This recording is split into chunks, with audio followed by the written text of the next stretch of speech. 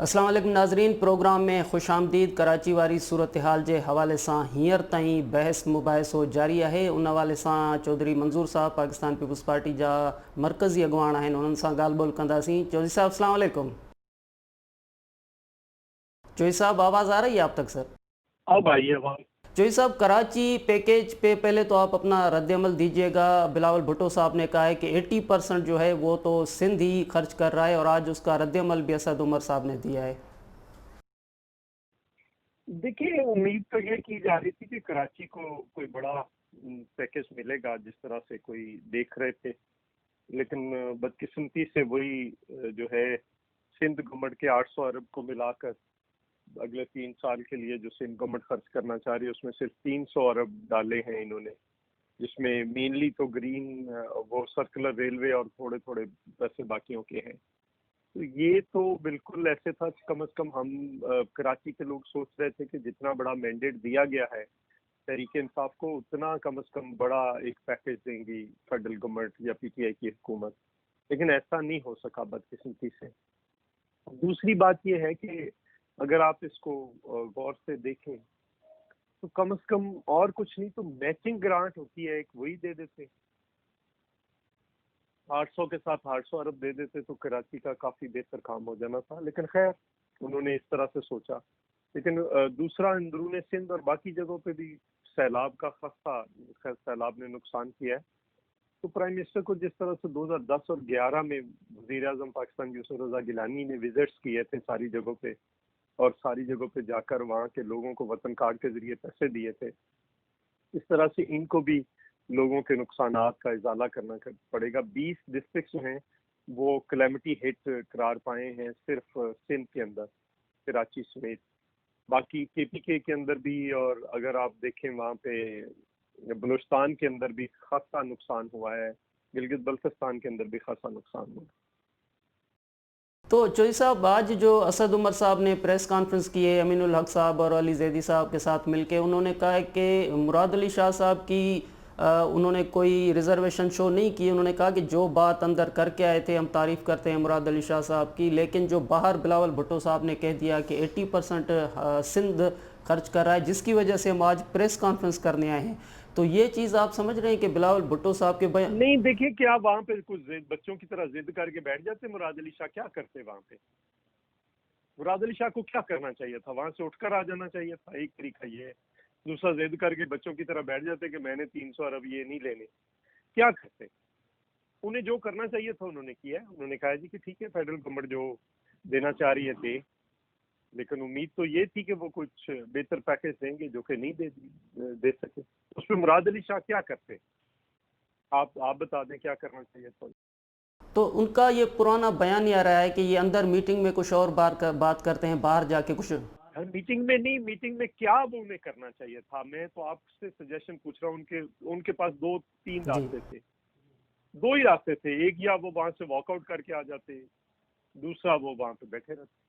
तो वो बैठे रहे। जी। तो मैं, वो उन्होंने डिमांड्स रखी अपनी, अपना सारा प्रोजेक्ट रखे, उन्होंने नहीं किए, तो उससे लेकिन क्या। चौधरी साहब ये तो सवाल कर सकते थे ना कि आपने इस्लामाबाद में तमाम मीटिंग्स की, इस्लामाबाद में जो भी प्लान बनाया, जो भी पैकेज बनाया, वो गवर्नर साहब के साथ वीडियो लिंक पे बनाया, हमसे रब्ता आपका नहीं था, तो कम से कम ये बातें तो हो सकती थी ना सर? जी, मुझे आपकी आवाज ना ऐसे बहुत दूर से आ रही है। मैं चौधरी साहब, मैं ये आपसे समझने की कोशिश कर रहा हूँ कि कम से कम ये एतराज़ तो कर सकते थे कि आपने ये तमाम पैकेज इस्लामाबाद में बैठ के बनाया और गवर्नर सिंध को वीडियो लिंक पे बनाया, हमारे सामने इस तरह पेश नहीं किया। ये तो एतराज़ आ सकता था। नहीं, देखिए, इस्लामाबाद में बैठकर बनाया है या जहाँ पे भी बैठकर बनाया, ये नहीं होता। आपने खुद देखना है कि वहाँ पे सूरत हाल क्या है और उसको किस तरह से हेल्प आउट करना है। ये बुनियादी बात थी। और जी इसको वो जिस तरह से उन्होंने मुनासिब समझा है, कराची के अंदर देखिए ना, एमक्यूएम को और इनकम जो है सारा डालकर कितने लोग बनते हैं। तो ये एमएनएस एमपीएस को जी फंड्स ही दे दें अपने, तो ये उससे ज्यादा तो वो बनेगा। जी। तो चौधरी मंसूर साहब, आज इनका ये भी कहना था कि 18वीं तरमीम जो है बुनियादी तौर पे वो आड़े आती है, जिसकी वजह से ये सारी कमेटीज़ और ये सब कुछ किया जा रहा है सर। ये ऐसी फजूल इनकी सोच है। आड़े क्या आती है? ये दे देते ना उनको अपनी एमएनएस। फेडरल गवर्नमेंट के पास पीडब्ल्यूडी है ना। जी सर। اس کے ذریعے جو مرضی خرچ کرے. کون 18ویں ترمیم کہاں پہ روکتی ہے؟ جی پی ڈبلیو ڈی سڑکوں سے لے کر بلڈنگ سے لے کر ہر کام کرتی ہے نا. جی این ایچ اے کرتی ہے نا, این ایل سی کرتی ہے, کون نہیں کرتا؟ لیکن فائنینشیل پوزیشن جو ہے یہ سمجھنے کی کوشش کی جا رہی ہے کہ وزیر اعظم صاحب کی سطح پہ وہ کہیں کہ سارا فائنانس جو ہے وہ صوبے کے حوالے ہے, صوبے کہیں سارا فائنانس جو ہے وفاق کے حوالے ہے. وہاں پہ ایڈمنسٹریٹر کا ایشو آ رہا ہے. وہ ایڈمنسٹریٹر وسیم اختر صاحب جو پہلے تھے ان کا کہنا تھا کہ میرے ہاتھ میں کچھ نہیں. یہ اختیارات کی جنگ کا ایشو نہیں ہے چودھری صاحب؟ یہ دیکھیے یہ کانفلکٹ تو ہے وہاں پہ ایک موجود ہے, لیکن کیا پنجاب میں انہوں نے ایڈمنسٹریٹر کسی سے پوچھ کر لگائے؟ کے پی کے میں ایڈمنسٹریٹر کسی سے پوچھ کر لگائیں؟ بلوچستان میں ایڈمنسٹریٹر کسی سے پوچھ کر لگائیں؟ تو ایسے تماشا کرنے بیٹھے. وسیم اختر صاحب کے پاس پہلے تو کہتے تھے میرے پاس بہت اختیارات ہیں, پھر کہتے ہیں جاتے وقت روتے ہوئے گئے. 12 گاڑیاں رکھنے کا تو اختیار تھا, باقی کوئی ان کے پاس اختیار نہیں تھا. جب کام ہی نہیں کرنا تو پھر اختیار کا رونا تو رونا ہے. تو آج انہوں نے خود سوال اٹھایا ہے کہ آپ کراچی کے لیے اگر 21 گریڈ کا انتخاب کرتے ہیں تو باقی اضلاع جو سندھ کے ہیں وہاں پر بھی پھر 21ویں گریڈ کا ایڈمنسٹریٹر. باقی پہلے پنجاب کے اندر لگا کر دکھا دیں نا جی, کسی دوسرے سے مطالبہ کرنے سے پہلے پریکٹیکل کر کے دکھا دیں. کیوں نہیں دکھاتے؟ وہ پنجاب میں 21 گریڈ کے لگا کر دکھا دیں اور کہیں کہ یہ ہم نے لگائے اور آپ بھی لگائیں. جی جی.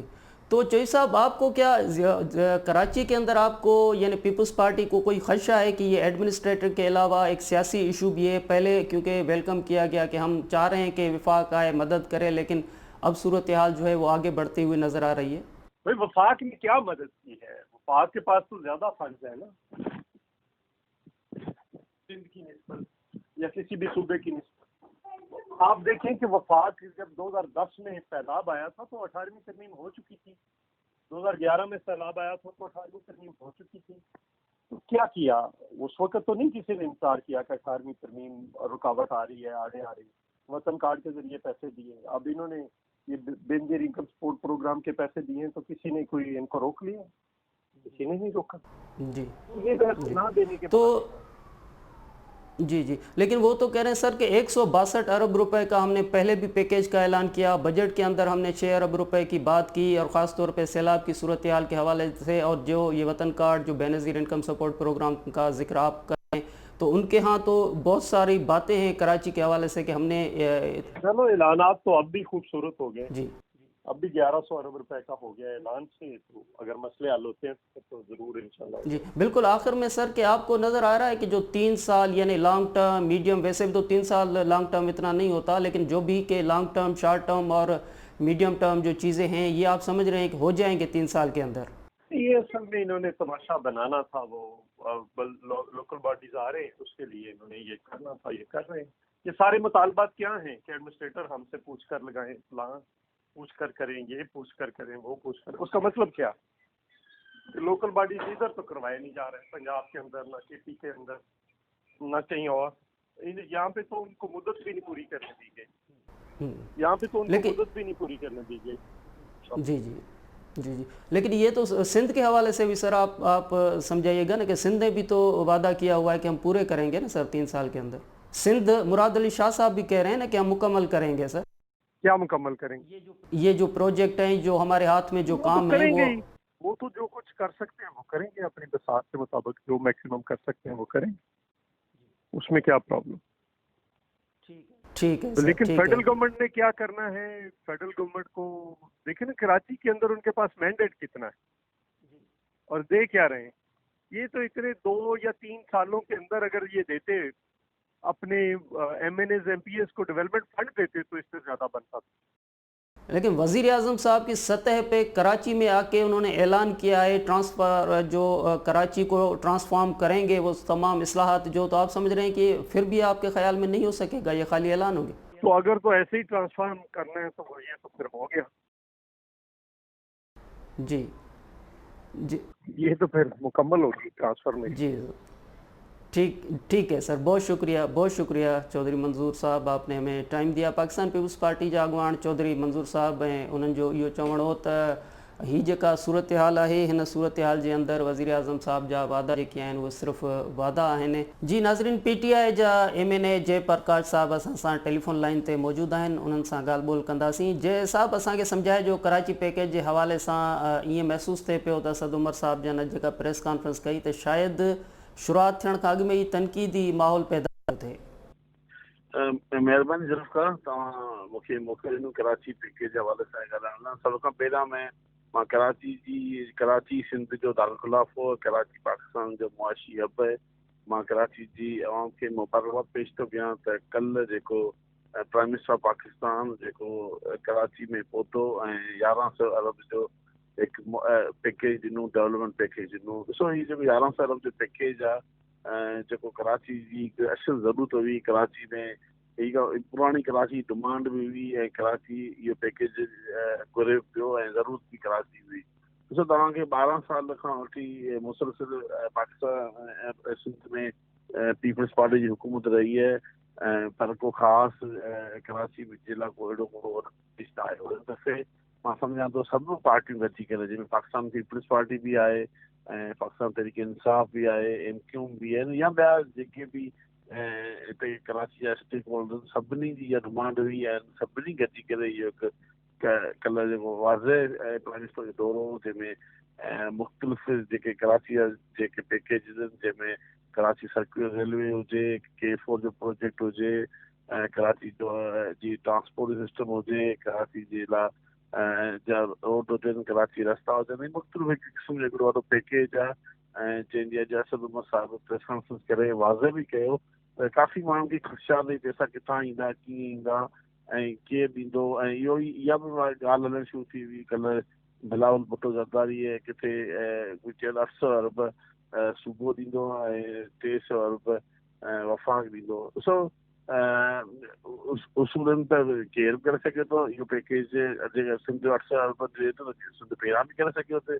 300 अरब त वॾो अमाउंट त न हो न, पर ईअं न आहे। कराची में जेको पैकेज अचे पियो मुख़्तलिफ़ तरीक़ेकारनि, जंहिंमें तव्हांखे ॿुधायां त 11 साल में पैकेज में 62% बि जेका फीडल फंडिंग आहे, वफ़ाक़ फंड मुहैया कंदो, 38% सिंध हुकूमत मुहैया कंदी। मुख़्तलिफ़ एग्जीक्यूटिव एजेंसियूं हूंदियूं, जहिड़ो प्रोजेक्ट हूंदो उन हवाले सां उहा एग्जीक्यूटिव एजेंसी हूंदी ऐं जेके PTIC provincial coordination implement committee ठही आहे, उहा हुनखे लुक आफ्टर कंदी, जंहिंमें सभु नुमाइंदा हूंदा, जंहिंमें पाकिस्तान पीपल्स पार्टी जा नुमाइंदा बि हूंदा, PTI जा बि हूंदा, MQ जा हूंदा। त मुंहिंजे ख़्याल में हिकु तनक़ीद खां बहितर इहो त हिन सुठे माहौल में ॻाल्हि खणिजी अचे। कराची जी ज़रूरत हुई ऐं मां सम्झां थो इहो हिकु सुठो पैकेज आहे। ऐं इन वॾे में वॾी ॻाल्हि जेका हिकु सुठी ॻाल्हि आई त हिन में टाइम फ्रेम रखियो हुओ, short term, mid term, long term, ऐं वॾे में मैक्सिमम टाइम 3 साल। त इंशाअल्लाह ताला जॾहिं पाकिस्तान तहरीक इंसाफ़ जा जेके कंसर पूरा थींदा उनमें तव्हांखे कराची चेंज नज़र ईंदो। पर तव्हां जेको अॼु मुतालबो बि साम्हूं आयो त जेकॾहिं कराची जे लाइ एडमिनिस्ट्रेटर तव्हां 21 ग्रेड जो मुक़ररु कयो था त पोइ बाक़ी ज़िलनि जे लाइ बि मुक़ररु कयो, ऐं इहा जेका सूरत हाल आहे तव्हांखे नथो लॻे त हीअ जेको कोऑर्डिनेशन वारो इशू आहे उन में कोऑर्डिनेशन नज़र बिल्कुलु ईअं हिकिड़ी चइजे त सेम पेज ते सूरत हाल नज़र नथी अचे? ॾिसो, असांजो जेको मुतालबो जेको आहे त ॾिसो, सिंध जी 6 डिवीज़न आहिनि, कराची तमामु वॾी डिवीज़न आहे, पर तव्हां उनखे तव्हां यादि करिणो आहे, मीरपुर ख़ास आहे, हैदराबाद आहे, नवाबशहर, वॾी डिवीज़न जिते वॾे मतिलबु त उते बि एडमिनिस्ट्रेटर असां उते ॿुधण में अचे पियो 19 ग्रेड जा एडमिनिस्ट्रेटर मुक़ररु कया पिया वञनि। त असांजी जेकी जाइज़ डिमांड आहे तव्हां उते 21 ग्रेड जा एडमिनिस्ट्रेटर ॾिसो, जिते जेके डिवीज़न उते कमिश्नर लीड कंदो आहे, जे कमिश्नर जे 21 ग्रेड जो आहे त उते एडमिनिस्ट्रेटर 21 ग्रेड जो थियणु खपे न। कराची में जेकॾहिं कमिश्नर 21 ग्रेड जो त सिंध खे छो, सिंध जा जेके बाक़ी डिवीज़न उते 19 ग्रेड या 18 ग्रेड एडमिनिस्ट्रेटर, जेतिरो बाला ऑफिसर हूंदो जेतिरो त हुनजी नॉलेज वधीक हूंदी, हुनजो विजन वधीक हूंदो त डिवीज़न कमु थींदो। ऐं ॿियो ॿी ॻाल्हि जेका बेसिकली तव्हांखे ॿुधाए, जे कोऑर्डिनेशन कमेटी, ॾिसो तव्हांखे ॿुधायां, कोऑर्डिनेशन कमेटी NCOC तव्हां ॾिठी जेका करोना जे हवाले सां ठाही वई हुई, ऐं ईअं ई हीअ जेका PCI जेका प्रोविंशियल कोऑर्डिनेशन इम्प्लीमेंटेशन कमेटी आहे, इहा बि इन सेम तर्ज़ अमल ते आहे, जिते सभु स्टेक होल्डर्स वेंदा, जेके बि एग्जीक्यूटिव एजेंसियूं हूंदियूं, जेके असांजा कंसल्टेंट हूंदा, इहे सभु हुन में वेंदा। त हिकु हुननि जो ॾिसो शुरूआत में जॾहिं NCOC मीटिंग हलियूं त उन वक़्त में बि ॾाढो उन खां पोइ हुन ते तनक़ीद थियूं। अॼु तव्हां ॾिसो रिज़ल्ट छा आहे करोना जा पाकिस्तान हिकु दुनिया में हिकिड़ो साबित कयो त भई करोना जे हवाले सां पाकिस्तान जी हिकु मतिलबु ठीकु हुई। मां सम्झां थो प्राइम मिनिस्टर पाकिस्तान जेको NCOC हवाले सां कल्ह कामयाबु गुज़िरिबो उनखे मद्देनज़र रखी हुई इहा PCIC ठाही वई आहे। ऐं मां सम्झां थो इंशाअल्लाह ताला जेकॾहिं सभिनी जी नीयतूं साफ़ हूंदियूं सभु कराची जे सचाई ॾेखारींदा त इहा कमेटी कराची खे अॻियां खणी वेंदी ऐं कराची में सरकारी कम बि थींदा ऐं कराची तव्हांखे उहो नज़र ईंदो जेको हुअणु खपे कराची। पर इहो ख़दशो बि ज़ाहिर कयो पियो वञे अञा त चलो ज़ाहिरी तौरु इंसान खे पॉज़िटिव थियणु खपे पर इंसान ईअं सोचे थो या जेके सियासी सतह ते तज़िया अचनि पिया उन में इहा ॻाल्हि साम्हूं अचे पई त इमरान ख़ान साहब त बहसियत वज़ीर आज़म अॻु बि ऐलान करे चुका 162 अरब रुपए जो ऐलान कयो ऐं उनखां अलावा 12 अरब रुपए जो बजट जे अंदरि त कराची जे हवाले सां त ऐलान त काफ़ी आया आहिनि न पर उन ते अमल असांखे किथे बि नज़र न आया आहियो। ॾिसो ज़रूरत तव्हांखे हिकिड़ी ॻाल्हि ॿुधायां जॾहिं वफ़ाक़ ऐं सूबनि में जॾहिं हमांगी न हूंदी आहे ऐं हिक ॿिए खे डिस्टर्ब करण जी कोशिशि हूंदी आहे त उते जेको वफ़ाक़ जो सिंध हुकूमत से मिलाइण जो मक़सदु बि इहो ई मेन आहे त असां अॼु बि तव्हांखे ॿुधायां त PSDP में 5 अरब सिंध जी डेवलपमेंट लाइ रखिया विया सिर्फ़ु ऐं सिर्फ़ु उहो 5 अरब ताईं सिंध जी स्पेशली सिंध जा ॿारनि जे लाइक़ु आहे जेके कराची खे छॾे करे ॾिसो उहे अञा ताईं 5 अरब मां 1 रुपयो बि असां ख़र्च न करे सघिया आहियूं। उन जी मेन वजह छा आहे असांखे जिते बि ॾिसो सिंध हुकूमत जिते सिंध में कमु कंदासीं उते हुकूमत सिंध में DC पीपल्स पार्टी जे लॻायल आहिनि उते असांखे रुकावटूं थियूं अचनि। ॾिसो हिन जो 162 अरब में बि रुकावटुनि जो सिलसिलो एतिरो आहे तव्हां सम्झो कि सोचे नथा सघो। ॾिसो हर कंहिं पार्टी पंहिंजी बेसिक पीपल्स पार्टी पंहिंजे पाण खे अनसिक्योर सम्झो पिए त अगरि जेकॾहिं PTI सिंध जे पहाड़ी इलाइक़नि में या कराची में कमु कंदी त उते असां अॻे ई महदूद आहिनि त हुनजी पार्टी सूबे सिंध ताईं महदूद आहे सिंध जे पहाड़ी इलाइक़नि ताईं महदूद आहे त हू सम्झे थी त पंहिंजो अनसिक्योर महसूसु थी करे। इन जे करे ई जेको मेन मक़सदु जेको पैकेज में सभई पार्टियूं गॾु रहण जो मक़सदु इहो आहे त जिते बि का रुकावट अचे थी त उते जॾहिं सभिनी पार्टियुनि जा स्टेक्स लॻल हूंदा ॾिसो हिन क्रेडिट हिन ॻाल्हि में क्रेडिट न आहे हिन में वफ़ाक़ लीड पियो करे सूबो सां गॾिजी पियो कमु करे। मां नथो चाहियां त का अहिड़ी ॻाल्हि कयां जंहिंसां असांजी हमांगी टुटे। मां सम्झां थो हिन में किरदारु वफ़ाक़ पंहिंजो निभायो आहे ऐं सूबो बि वञे निभाईंदो जेकॾहिं ॿई धुरियूं गॾिजी करे कराची जे लाइ जेके कमु कनि थियूं त उनजो क्रेडिट सभिनी वटि ईंदो। सिर्फ़ु हिन में इहो न आहे त असीं उनजी पॉइंट स्कोरिंग कयूं। ॾिसो जेके वफ़ाक़ जे सूबो हिकिड़े पेज ते न हूंदा त कमु करणु ॾाढो ॾुखियो थो थिए। मां सम्झां थो 162 अरब जे हवाले सां बि असांखे ॾाढी रुकावटूं आयूं। असां नथा चाहियूं त असां हेॾो पैकेज ॾियूं जंहिंमें असांखे रुकावटूं अचनि इन करे ई सूबे खे ऑन बोर्ड कयो वियो आहे। पर साॻिए वक़्तु इहा सूरत हाल बि अचे पई त हिकु तरफ़ इहो चयो पियो वञे त सिंध में जेका पीपल्स पार्टी जी हुकूमत आहे 12 सालनि खां ख़राबु कारकर्दगी जे करे असां सिंध जे अवाम खे पीपल्स पार्टी जे रहम करम ते न ॾींदासीं। शिबली फराज साहब जा ट्वीट अचनि पिया ऐं ॿिए पासे साॻी सूरत हाल PTI हुकूमत जी अचे पई त असां सिंध हुकूमत जे मैंडेट खे तस्लीम कयूं था त हीअ जेको मुख़्तलिफ़ बयानियो आहे उहो पार्टी जे अंदरि ई मौजूदु आहे न त हिकु तरफ़ तव्हां तस्लीम कयो पिया मैंडेट खे ॿिए तरफ़ तव्हां चयो पिया त ख़राबु कारकर्दगी आहे उन करे असां कमु पाण कंदासीं त इन में तव्हां छा चवंदव? हेलो जी त हीउ मुख़्तलिफ़ मूं चयो बयानियो आहे त हिकु तरफ़ आवाज़ नथो अचे मूं चयो पियो त मुख़्तलिफ़ बयानियो आहे त हिकु तरफ़ चयो पिया त ख़राबु कारकर्दगी आहे उन करे असां पाण कमु कंदासीं ऐं ॿिए तरफ़ तव्हां चयो पिया त PP जे मैंडेट खे तस्लीम कयूं था। हीअ मुख़्तलिफ़ ॻाल्हियूं आहिनि न तव्हां जूं। ॾिसो ज़रूरत इन में त कोई शक ई न आहे न सिंध में पीपल्स पार्टी जी हुकूमत ऐं सूबे में तव्हांखां जेको वफ़ाक़ सूबे में कमु कंदो त सूबाई हुकूमत जे तावन खां तव्हां कुझु करे न सघंदा। मैंडेट जी या बयान जी ॻाल्हि पंहिंजी जॻह ते जेकॾहिं तव्हांखे कराची जे लाइ कराची या सिंध जा ॿिया जेके इलाइक़ा आहिनि जेकॾहिं वफ़ाक़ कमु करणु चाहींदो उनमें उनखे सूबे जी तावन खां ऐं सूबे जी एडमिनिस्ट्रेशन खां सवाइ सूबे जी छाकाणि त हिते आहिणी तरमीम खां पोइ सूबा एम्पावर आहिनि घणे हद ताईं लेकिन जॾहिं फाइनेंस इशू अचे थो त वफ़ाक़ बेसिकली इहो ई चाहियो थिए त वफ़ाक़ अहिड़े नमूने ख़र्च करे जीअं उन्हनि जी बि ट्रांसपेरेंसी रहे ऐं उनमें उनजे करे ई जेका PIC जेका प्रोविंशियल जेका इम्प्लीमेंट कमेटी ठाही हुई उनजो मेन मक़सदु इहो हो त सभु गॾिजी करे कमु कंदा उनमें ट्रांसपेरेंसी बि रहंदी ऐं हिक ॿिए ते जेके शख़्स अथनि ऐं मां सम्झां थो जॾहिं कमु करण जी नीयत हुजे त पोइ हिक ॿिए ते शक शुबहात बि ख़तमु करणा पवंदा, हिक ॿिए जे खिलाफ़ बयानबाज़ी जेकॾहिं थिए थी उहा बि बंदि थींदी, तॾहिं ई वञी हिकु क़िस्म जो सुठे माहौल में बहितर कमु थी सघंदो, जेको मुंहिंजी सम्झां थो कराची में कमु थींदो त हिन सां पाकिस्तान जो बि मफ़ाद आहे, सिंध जो बि मफ़ाद आहे, कराची शहर जो बि जंहिंजे लाइ बहितर आहे त हिन सां सुठी गॾिजी करे लाज़मी पॉलिटिक्स में अलॻि अलॻि पार्टियूं अलॻि अलॻि मंशू हुजे थो ऐं उन में रिजर्वेशन हिक ॿिए जे ख़िलाफ़ हुजनि थियूं, पर कराची जे लाइ मां सम्झां थो गॾिजी करे ऐं कराची खे बहितर करण जे लाइ हिक ॿिए सां ताउन करण जो सवाइ कमु अॻियां नथो हली सघे। पर इन सॼी सूरत हाल जे अंदरि जेकॾहिं ख़राब कारकर्दगी सिंध हुकूमत जी आहे त विफ़ाक़ी इदारा जीअं के इलेक्ट्रिक जो इशू आयो आहे उनखे ॾंड बि विधो वियो आहे, उन सां अलॻि मीटिंग बि कई वई, DHA जी सूरत हाल तव्हां ॾिठी, ग्रीन लाइन मनसूबो, त जेके विफ़ाक़ जे तरफ़ां शुरू कयल प्रोजेक्ट आहिनि या इदारा आहिनि उन्हनि जी कारकर्दगी बि त ज़ीरो आहे न, उन ते बि त तनक़ीद थी रही आहे।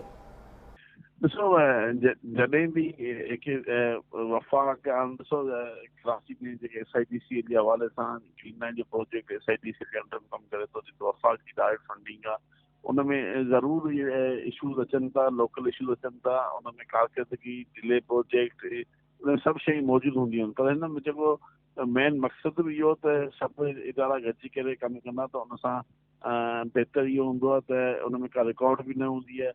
हाणे ॾिसो त जी सिंध में कराची सर्कुलर रेलवे जो इशू आहे, तजावुज़ अथनि, जेकॾहिं तव्हां ॾिसो त हिन में कराची में नालनि जे हवाले सां NDA में बि कमु करे, हिते असां सां जेके असांजा जेके इदारा आहिनि उहे बि हिन कराची जे हवाले सां आन बोर्ड पेश थियनि, उन्हनि जी मदद वरिती वेंदी, पाकिस्तान फोर्स जी मदद वरिती पई वञे, उन्हनि जो हिकु सुठो हिकु ट्रैक रिकॉर्ड रहियो हिन कम जे हवाले सां, त उहे बि आन बोर्ड आहिनि। ॾिसो ॾाढा इशूज़ अचनि था जेके कॾहिं कॾहिं इशूज़ जे करे प्रोजेक्ट डिले थी था वञनि, जी तव्हां जेको एक्सप्रेस वे ठहियो, जेको लियारी एक्सप्रेस वे ठहियो, उन में बि प्रॉब्लम अचनि था, त उन में इन में जो मेन मक़सदु इहो सभु इदारा गॾिजी करे कमु कंदा, उन सां रुकावटूं घटि हूंदियूं ऐं जेको टाइम फ्रेम 2 साल ॾिनो वियो उन टाइम फ्रेम में सभु कमु थी सघंदो ऐं जेको वाइदा कया वञनि था उहे नज़र बि ईंदा ऐं नज़र में अचणु खपनि, इन प्रॉब्लम्स घटि रहंदा ऐं मां सम्झंदो गॾिजी करे जेके कमु थिए थो उन सां मुल्क जो मफ़ाद आहे, कराची जे मफ़ाद में इहो ऐं पाकिस्तान जे आवाम जे लाइ बि इहो बहितरी आहे। तव्हां सम्झो था जेको टाइम फ्रेम ॾिनो वियो आहे उन में इहो मुकमल थी सघे थो? ॾिसो उमेद जेका इंसान जॾहिं बि हिकु हुकूमतुनि जो इतमाद जी कोशिशि हूंदी आहे त जेको मां टाइम फ्रेम ॾियां उन ते कमु पूरो थिए। मां सम्झंदो आहियां जॾहिं बि डिलेस थींदियूं आहिनि उन में इहो ई हूंदो त कॾहिं कॾहिं सभु इदारा गॾु न हूंदा आहिनि त पोइ प्रॉब्लम ईंदा आहिनि। मां सम्झां थो जिते किथे कराची जे लाइ हीअं सीरियसनेस ॾेखारी वई आहे, कराची जे लाइ जेका सभिनी सिंसियरिटी ॾेखारी ऐं जेको स्पेशल पैकेज अचे पियो, उमेद था कयूं त इहो 3 साल में तयारु बि थी वेंदो ऐं कराची जो पैकेज तयारु, छाकाणि असांजी हुकूमत में जा 2 साल गुज़री चुका आहिनि, बाक़ी 3 साल रहनि त असांजी वधि में वधि कोशिशि हूंदी त असांजी हुकूमत जी जेके 5 साल पूरा थियण हूंदा त असांजी डिलीवरी बि नज़र अचे, त मां सम्झां थो इहो असांजे मफ़ाद में त असां इहो प्रोजेक्ट 3 सालनि में पूरा कयूं। हींअर मूं चौधरी मंज़ूर साहब सां ॻाल्हायो पियो प्रोग्राम में, पाकिस्तान पीपुल्स पार्टी जा मरकज़ी अॻवान आहिनि, उन्हनि जो इहो चवणो त बल्दियाती इलेक्शन जो माहौल आहे उन करे इहा सॼी सूरत हाल पैदा कई पई वञे, पर असांखे अमल नज़र न ईंदो।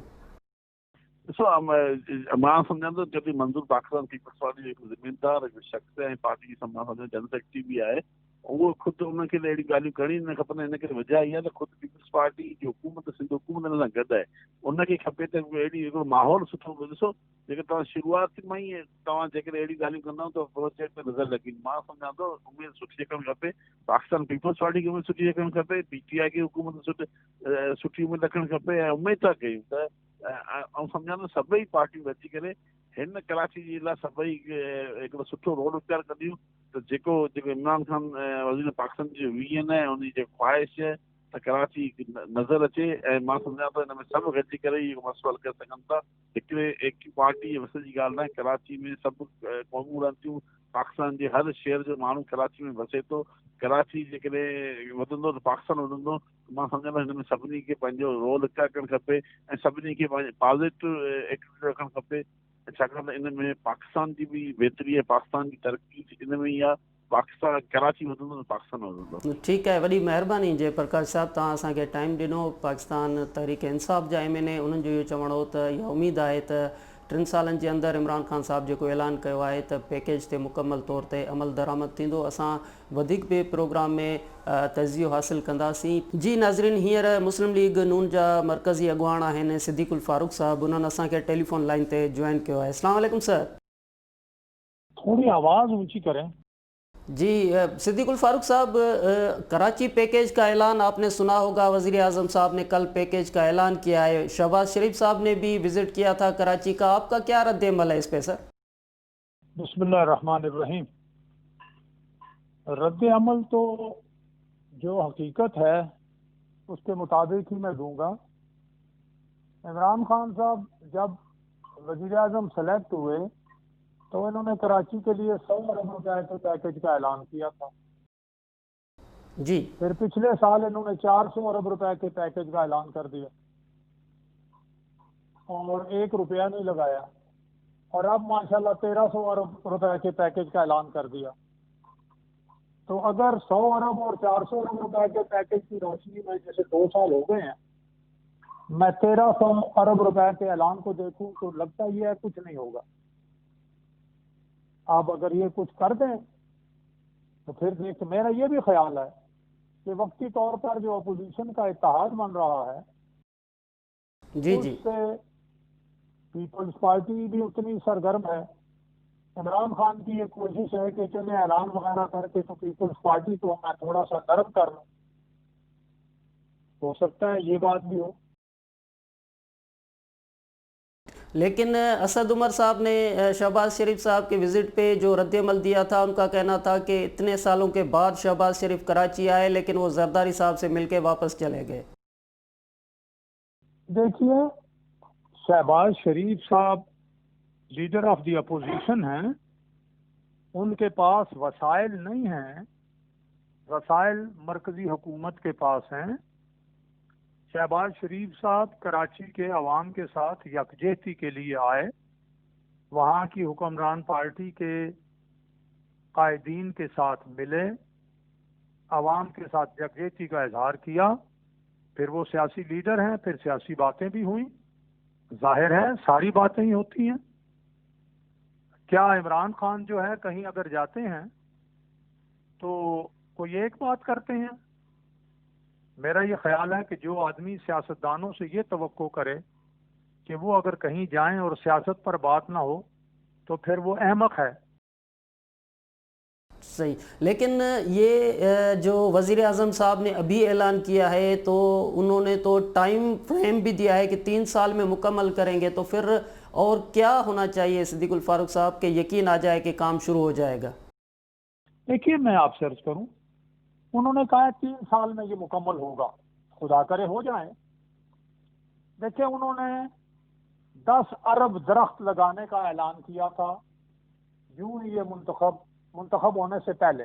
जी जी, अब 10 अरब दरख्त 2 साल में कम अज कम 4 अरब तो लग जाने चाहिए थे मुल्क में। 4 करोड़ क्या 4 लाख भी नहीं लगे। उन्होंने 50 लाख मकानों का ऐलान किया था जी, अब तक 20 लाख बन जाने चाहिए थे, 50 मकान भी नहीं बने। उन्होंने ये कहा था 100 दिनों में हम इनकलाब बर्पा कर देंगे। आज कोई 800 दिन हो गए हैं, 100 दिन तो छोड़ें, 800 दिन हो गए हैं, कोई इनकलाब बर्पा हुआ है या तबाही और बर्बादी हो गई है? लोगों को से रोजगार छिन गया है, लोगों की बीमारियों में इजाफा हो गया है, गवर्नेंस तबाह हो गई है, खारजा महाज पर हर जगह हमें नाकामी मिल रही है। तो उनके ऐलानात की तारीख और रिकॉर्ड तो जो मैं बयान कर रहा हूँ वो यही है। अगर मैं गलत कह रहा हूँ तो आप बता दें। नहीं सर, ये आपकी बात दुरुस्त है, लेकिन वो कह रहे हैं कि ये 2 साल जो कारकर्दगी रिपोर्ट से पहले का तजिया है, वो कह रहे हैं कि अभी मईशत बेहतर हुई है, कोरोना वायरस की सूरत हाल से निकले हैं, अभी हम बेहतर सूरत हाल में, अभी आप हमारे काम देखिएगा। देखिए ना, कोरोना तो मार्च में मामूली था, अप्रैल में बढ़ा, फिर जून में और कुछ ज्यादा हुआ। इनकी कारकर्दगी तो फरवरी की देखें तो मईशत तो बर्बाद हो चुकी थी। मैं फिर अर्ज करता हूं कि उनका रिकॉर्ड यही है 2 साल का। इससे पहले 5 साल उन्होंने खैबर पख्तूनख्वा हुकूमत उसमें की है सूबे में, अब 2 साल वहाँ भी हो गए हैं। 7 साल में एक उन्होंने प्रोजेक्ट बनाया, पेशावर मेट्रो देख लें, जितनी लागत थी उससे 3 गुना लागत भी बढ़ी, अभी तक वो ठीक नहीं हो सकी। ठीक उन्होंने करप्शन खत्म करने का ऐलान किया था, कहा था बड़े मगरमच्छ। ठीक है, सही बात है। हेलो, कुछ हो, देखते हैं ना, आप भी देख रहे हैं, हम भी देख रहे हैं। लेकिन ये एक मशहूर सवाल है ना सिद्दीकुल फारूक साहब के, आपकी हुकूमत ने क्या किया था, फिर पीपल्स पार्टी की हुकूमत ने क्या किया था। शिबली फराज साहब का कहना है कि 12 साल बुरी कारकर्दगी के बाद हम आए हैं, तो जाहिर सी बात है कि आपकी भी पहले हुकूमत थी, आपसे इमरान खान साहब ने हुकूमत आके ली और फिर वो कह रहे हैं कि आप लोगों ने तबाह बर्बाद कर दिया था। देखिए ना, वो कहते हैं हमने तबाह बर्बाद किया, लेकिन कम से कम आप जर्नलिस्ट हैं, बड़े मारूफ, बड़े तजुर्बाकार जर्नलिस्ट हैं, आप खुद ही देख लीजिए कि हमारी हुकूमत में यूं ही मियां नवाज शरीफ साहब मरकज में आए हैं, क्या सिंध का अमन, कराची का अमन बहाल नहीं किया? क्या बिजली की जो लोड शेडिंग थी वो खत्म नहीं हुई बावजूद इनके धरनों के? क्या बेरोजगारी कम से कम नहीं हुई? क्या इंफ्रास्ट्रक्चर नहीं बना? क्या गैस इंपोर्ट करके सस्ती नहीं की? क्या पेट्रोल सस्ता नहीं किया? क्या हमारे दौर में गंदम, चीनी, उसकी कीमतें बढ़ी या कम हुई? लोगों को रोजगार मिला या नहीं मिला? कम से कम ये मोटी मोटी बातें सामने रखें। लेकिन ये अभी आप जो कोऑर्डिनेशन कमेटी बनी है, आज असद उमर साहब ने कहा कि 18वीं तरमीम आड़े आ रही थी जिसकी वजह से कोऑर्डिनेशन कमेटी बनाई गई है। तो अब मुराद अली शाह साहब यानी कि वफाकी हुकूमत और सिंध हुकूमत अब एक सेम पेज पे ना कहें लेकिन कम से कम एक टेबल पे बैठे हुए नजर आ रहे हैं। सर देखें, पहली बात तो ये है कि इधर वजीर आजम साहब ऐलान करते हैं कि कोऑर्डिनेशन कमेटी और कोऑर्डिनेशन बड़ी जरूरी है मसाइल हल करने के लिए। उधर उनके शिबली फराज साहब वजीर इत्तलात कहते हैं पैसे हुए भी तो हम नहीं देंगे सिंध हुकूमत को। ये एक ही दिन 10-15 मिनट आगे पीछे की बात है। लीडर ऑफ दी अपोजिशन से वो हाथ मिलाने के लिए तैयार नहीं। इमरान खान खुद बिलावल भुट्टो जरदारी के मजाक उड़ाते हैं और जनाब मैं नहीं छोड़ूंगा, मैं नहीं छोड़ूंगी रट लगाई हुई है। क्या ये लोग मिलके बैठेंगे, इनमें कोऑर्डिनेशन होगी? एक का मुंह मशरिक की तरफ है, दूसरे का मुंह मगरिब की तरफ है। बात ठीक है कि कोऑर्डिनेशन और उसके मुताबिक प्रोग्राम और फिर उस प्रोग्राम पर अमल दरामद, यानी मंसूबे बने और मंसूबे पर अमल होता हुआ प्रोजेक्ट तामीर होते हुए चीजें तामीर होती नजर आए। लेकिन ये कौन करेगा? खुदा करे कि ये करें। जी, लेकिन ये सिद्दीकुल फारूक साहब 20 सितंबर को ऑल पार्टीज कॉन्फ्रेंस का भी ऐलान हो चुका है, यानी जरदारी हाउस में हम देखेंगे कि बिलावल भुट्टो साहब और शहबाज शरीफ साहब एक साथ एक टेबल पे बैठे हुए नजर आएंगे, बाकी जो लीडर साहिबान हैं उनके साथ। और फिर हम कराची में देखेंगे कि या फिर इस्लामाबाद में देखेंगे कि असद उमर साहब और मुराद अली शाह साहब एक साथ बैठे हुए नजर आएंगे। तो ये दो जो मुलाकातें होती रहेंगी, ऑल पार्टीज कॉन्फ्रेंस और फिर कोऑर्डिनेशन, आपके ख्याल में कौन ज्यादा कामयाब हो सकता है या कंट्राडिक्ट होगा ये सूरत हाल? सर देखिए, APC तो इसलिए हो रही है कि इस हुकूमत इमरान हुकूमत जो है इसने मुल्क की मईशत को बर्बाद कर दिया है। लोगों के पास 2 वक्त की रोटी खाने को नहीं है। 1 करोड़ से ज्यादा लोग बेरोजगार हो गए हैं। GDP -1 से भी नीचे चली गई है। महंगाई को आप देख लें कहाँ पहुंच गई है। ये तो इस हुकूमत की नाअहली से लोगों की जान छुड़ाने के लिए है। दूसरी तरफ जो कराची का मसला है वो एक कुदरती आफत आई बारिश की सूरत में, उससे निजात के लिए है। अगर वहाँ कुछ काम हो जाता है तो शायद इमरान हुकूमत जो है उसका कुछ इमेज बेहतर हो जाए कराची में। अगर नहीं होता तो APC मजीद जोर से आगे बढ़ेगी। लेकिन मैं कहता हूँ, देखिए आपने सुना होगा ना कि इन तिलों में तेल नहीं है। ये इन तिलों में तेल नहीं है, ये नहीं काम कर सकेंगे। اور ایک اور محاورہ اردو میں کہتے ہیں گیہوں اور مسور کی دال، یہ ان سے ہم یہ توقع رکھیں کہ یہ کوئی اچھے کام کریں گے، خدا کرے کہ کریں، توقع نہیں ہے۔ تو آپ کے خیال میں جو اے پی سی والی صورتحال ہے وہ زیادہ آپ کو افیکٹو نظر آتی ہے؟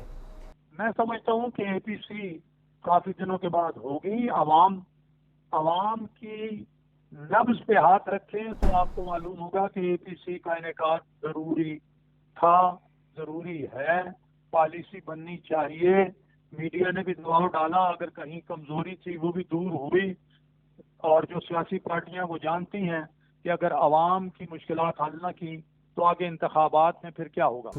تو یہ بالکل آخری سوال ہے صدیق الفاروق صاحب، لیکن عمران خان صاحب کا تو ایک بیانیہ ہے کہ ہمیں کام کرنے نہیں دیا جا رہا، جب بھی کوئی کوشش کی جاتی ہے تو این آر او مانگا جاتا ہے، یہ ان کا ایک مشہور جملہ ہے۔ لیکن کراچی کی صورتحال کو دیکھیں، وہ کہیں گے دیکھیں جی ہم نے اعلان کر دیا کراچی پیکیج کا اور انہوں نے اے پی سی میں ہمارے خلاف احتجاجی کال دے دی۔ یہ بہت پہلے کا سوال ہے، لیکن پھر ان کے بیانیے کو زیادہ طاقت نہیں ملے گی آپ کے خیال میں؟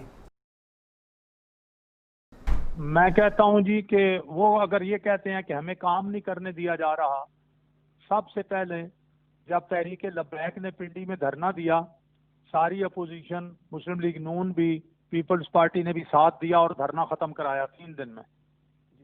پھر بھارت میں جارحیت کی ساری اپوزیشن ساتھ ہو گئی۔ پھر معاشی پروگرام کے لیے بھی اپوزیشن نے کہا کہ آئیے معاشی چارٹر جو ہے وہ کر لیں، وہ نہیں مانے۔ اب تک اپوزیشن نے کب ان کا ہاتھ پکڑا ہے کہ درخت نہ لگائیں یا مکان نہ بنائیں یا قیمتیں کم نہ کریں یا پیٹرول کی قیمتیں، یہ تو قیمتیں انہوں یہ بڑھاتے جا رہے ہیں نا، لوگوں کو بے روزگار یہ کر رہے ہیں نا، سرمایہ کاروں کو یہ بھگا رہے ہیں۔ اپوزیشن نے کب بھگایا ہے انہیں؟ صنعت کاروں کو یہ بھگا رہے ہیں نیب کے ذریعے سے۔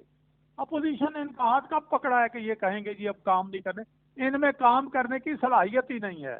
ٹھیک ہے صدیق الفاروق صاحب، آپ نے ہمیں ٹائم دیا، بہت شکریہ، آپ نے اپنا موقف دیا۔ مسلم لیگ نون جا مرکزی اگوان صدیق الفاروق صاحب انہن جو یہ چوڻ ہو त اساں یعنی مسلم لیگ نون ہوجے یا پاکستان پیپلز پارٹی، انہن ہمیشہ عمران حکومت کے عمران خان صاحب سان گڏجي ہلڻ جي لاءِ نہ رڳو قومی اسمبلی جي اندر اها ڳالهه ڪئي आहे، پر اساں کٿي به انهن کي نہ روڪيو تو ترقياتي کمن کي اڳتي نہ وڌائن، پر بنيادي طور تي عمران خان صاحب جيڪا حڪومت آهي ان ۾ اها اهليت ئي نہ آهي۔ اهو هن وقت تائين جي صورتحال، ايندڙ پروگرام تائين اسان کي ڏيندا اجازت۔ خدا حافظ۔